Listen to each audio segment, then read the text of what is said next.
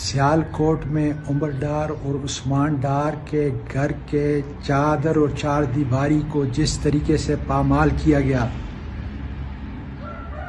ان کی والدہ کے گلے پہ جس طریقے سے ریاستی جبر نے ہاتھ ڈالا،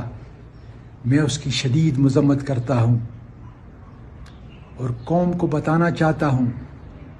کہ آج یاسمین راشد، صنم جاوید اور خدیجہ شاہ لاکھوں کروڑوں ظلم سہنے والی خواتین کی ترجمانی کر رہی ہیں، اور اس ظلم کا بدلہ انشاءاللہ ہم ووٹ کی پرچی سے لیں گے۔ بھولنا نہیں کہ نواز شریف اور اس کا پورا کرپٹ خاندان، جنہوں نے اس ملک کے ہر اثاثے کو لوٹا،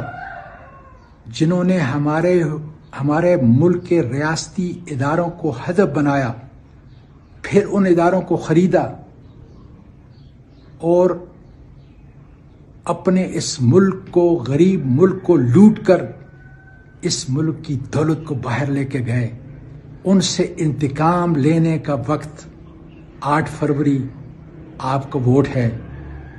اللہ تعالیٰ آپ کو سرور کرے اور انشاءاللہ تعالیٰ کامیابی ہماری ہوگی۔